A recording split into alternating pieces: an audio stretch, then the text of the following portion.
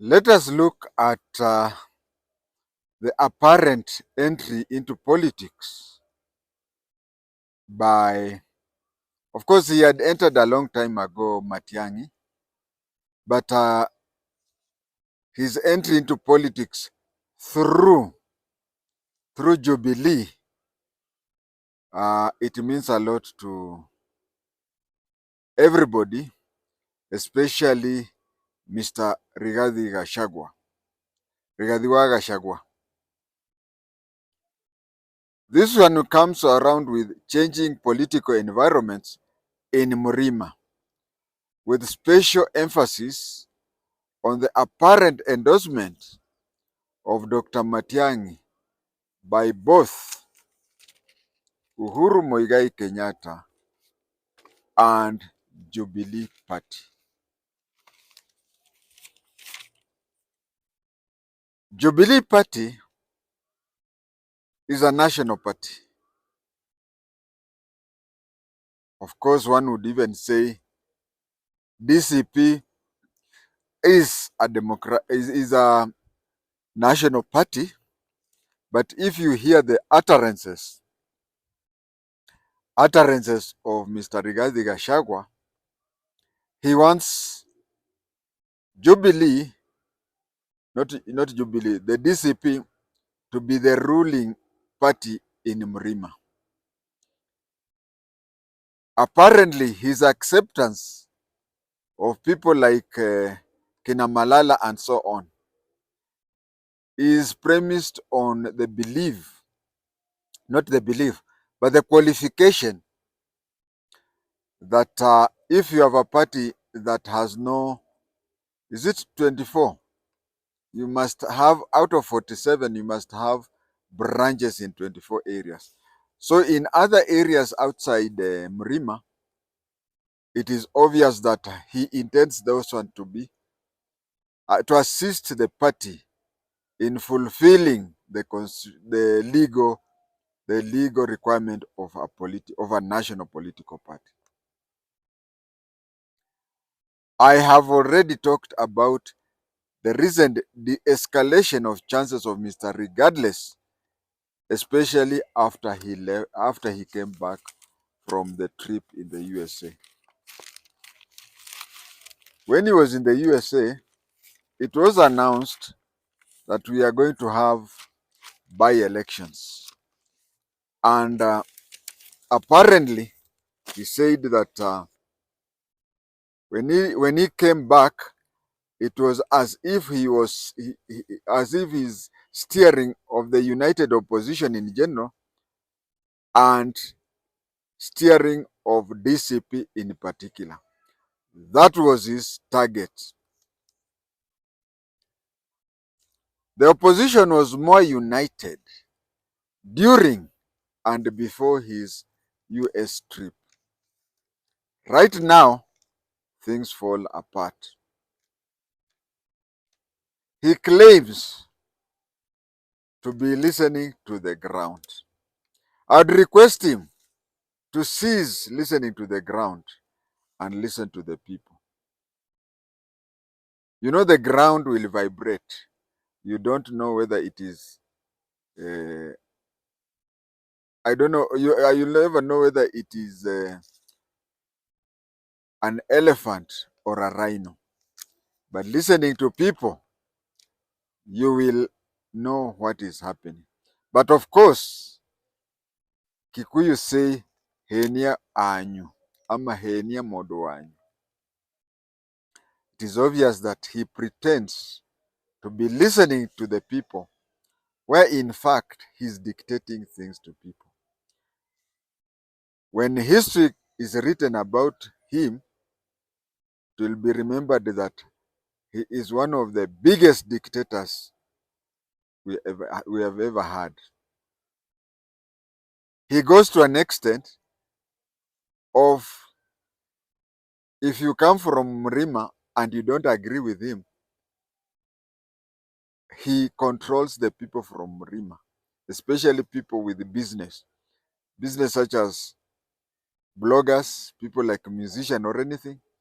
that if you are associating yourself with anybody who he thinks, now not even you or not even other people sit down to think and whatever, no, whom he perceives to be against his interest, he tells his people to avoid listening to their music, to avoid to unsubscribe from those channels, something like that.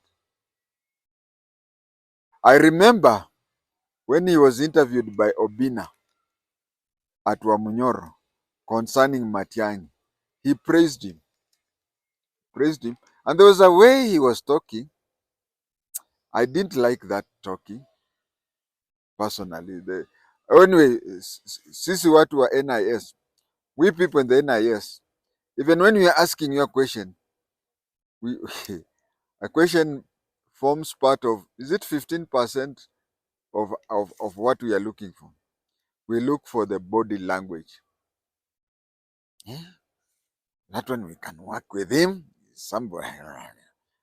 Huh? Licha angejua vindu vichenjanga. I remember when he was interviewed by Obina concerning Matiang'i, he praised him and said that Matiang'i is someone they can work together. Now he's attacking Matiang'i. From the time of his impeachment, he has been fighting for regional bosses. His political ideology has been that each place forms a kingpin. I don't know how he thought that when he is changing every time, people, especially people from Murima, would follow him the way people from the lake followed Raila, or they follow Raila.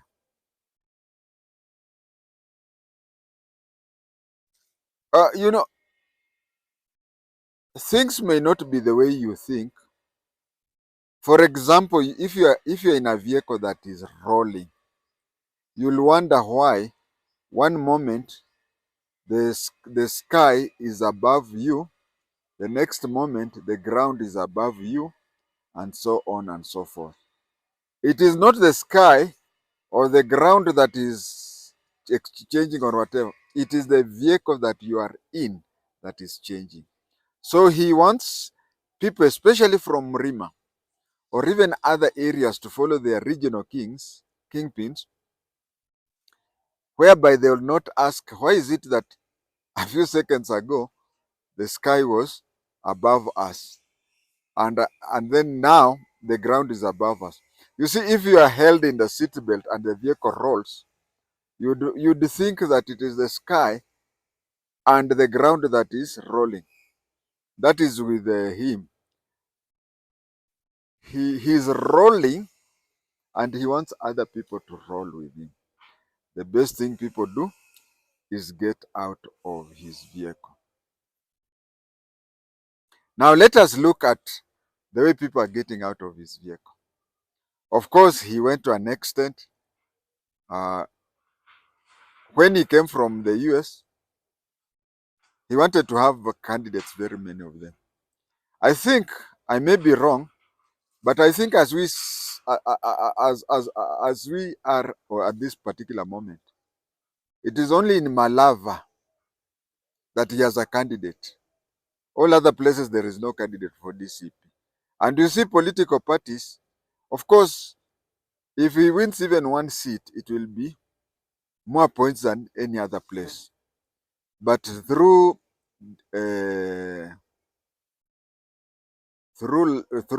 luck, or good luck or bad luck, he has ended up with one candidate. They sat down, agreed that Mbere used to be for Democratic Party of Kenya. So he stepped down. Of course, the candidate for Democratic Party of Kenya, the candidate who was to be the candidate for DCP, got annoyed. And so it means that he will campaign against the Democratic Party candidate. We have seen places like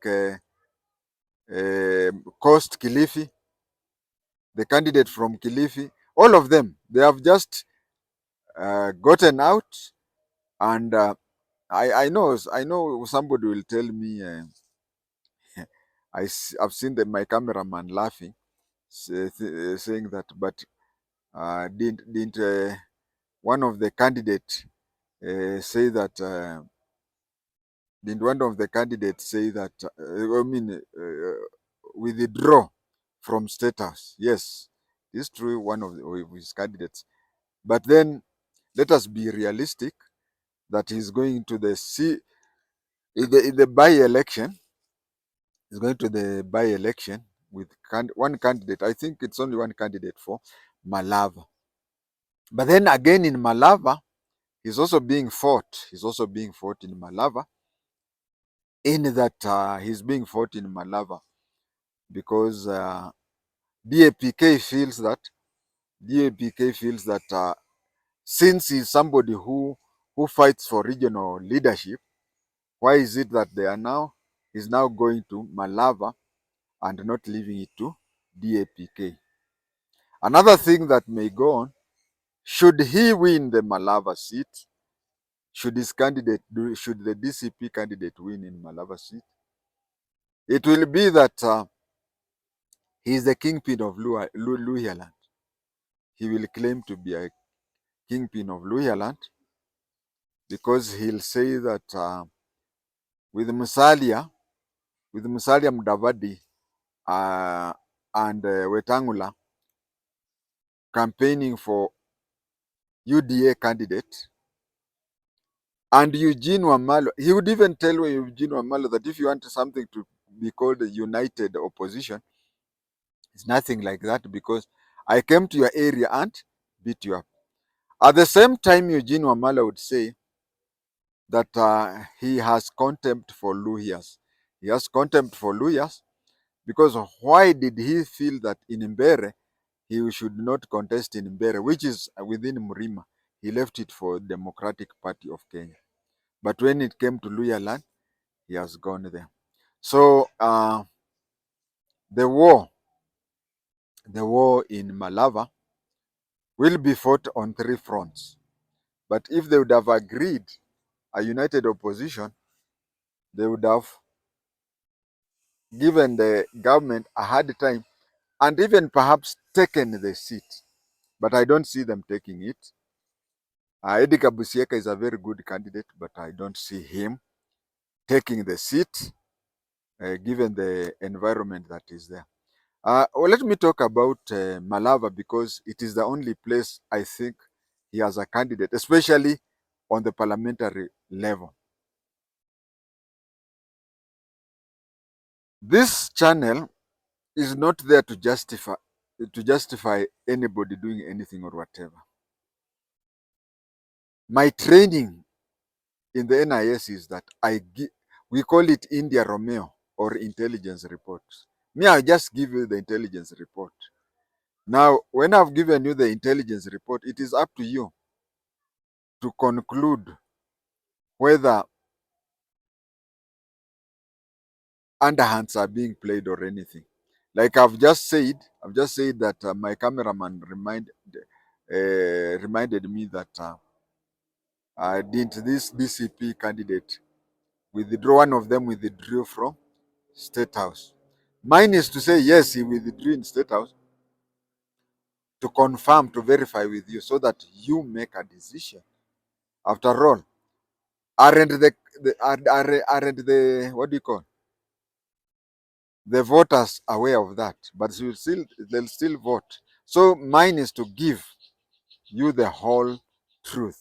What you do with the truth is up to you.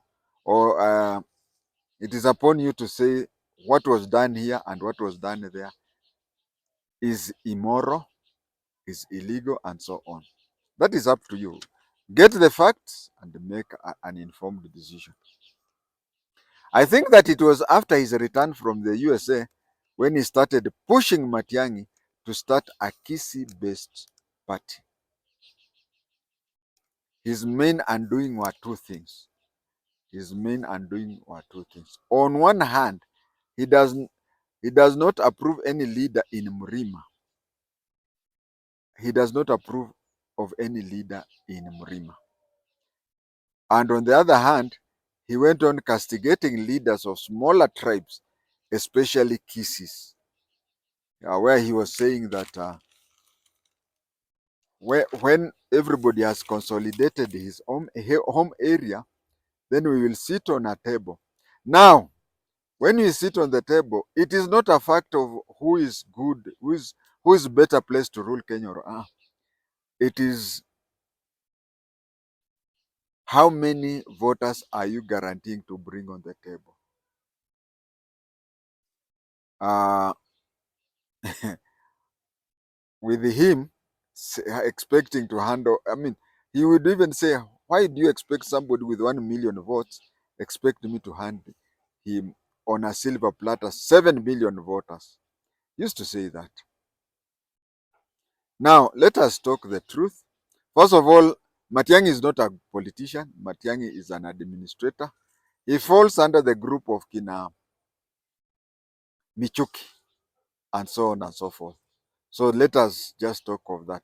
But when we come to good statesmen, people like Kalonzo Musyoka and Musalia Mudavadi and so on, you may be a very good statesman, but you come from a small tribe.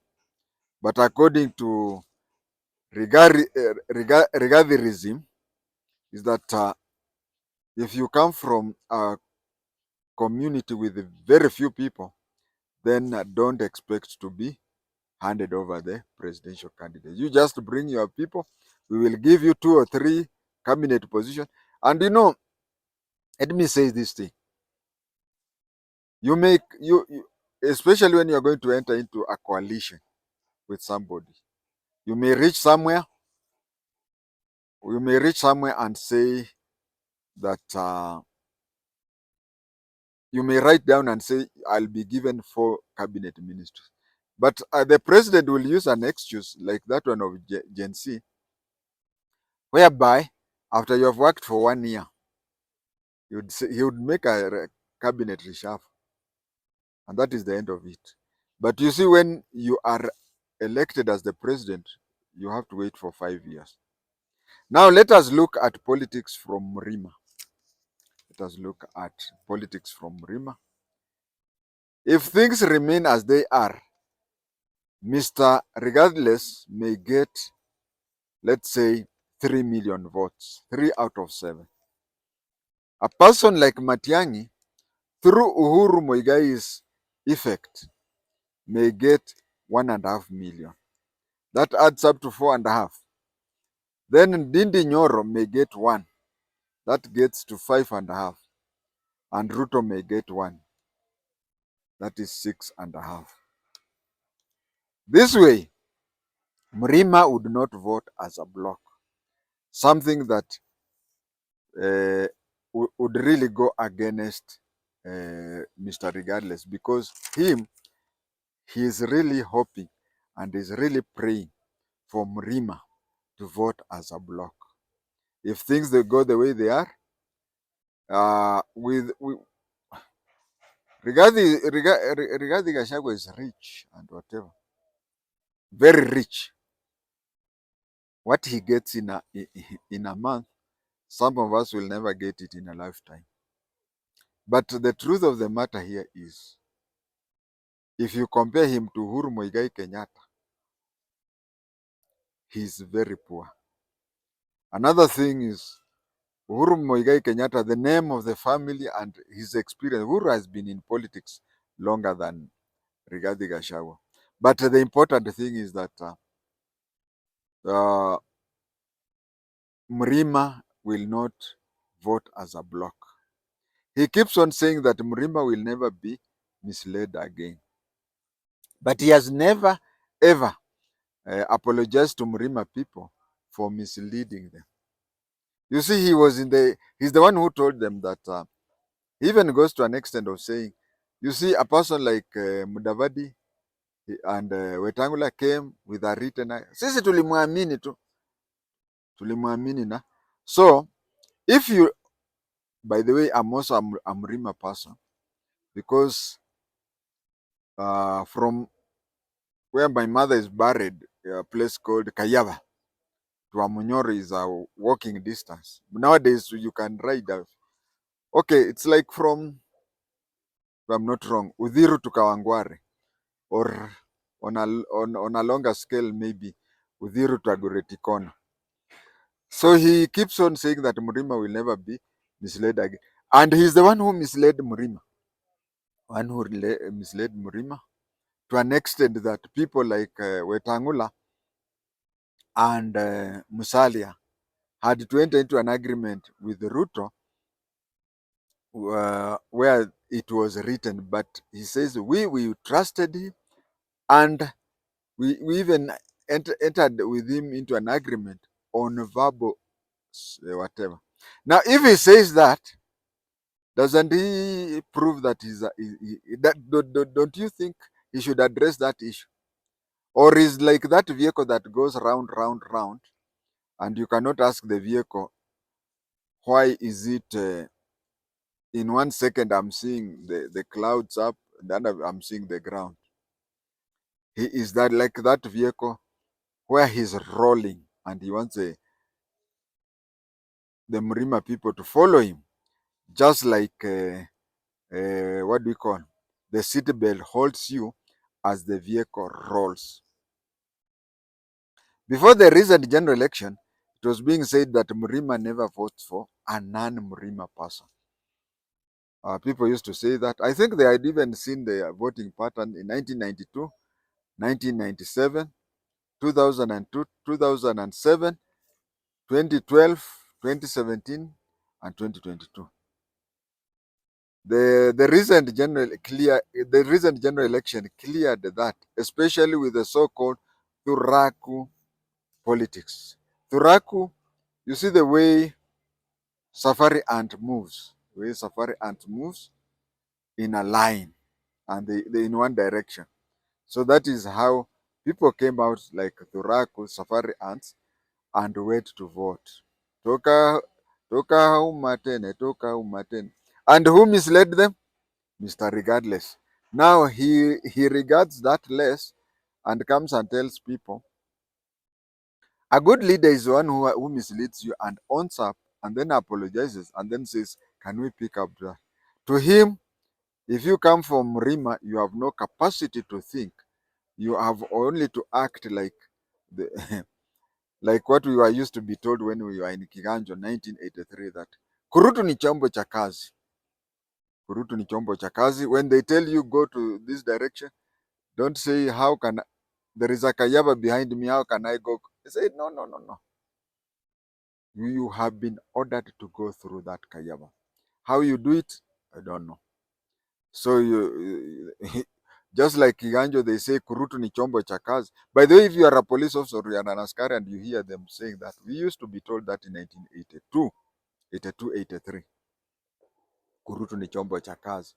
The same thing is what Rigathi takes people from Murima to be, that they are chombo cha kupiga kura.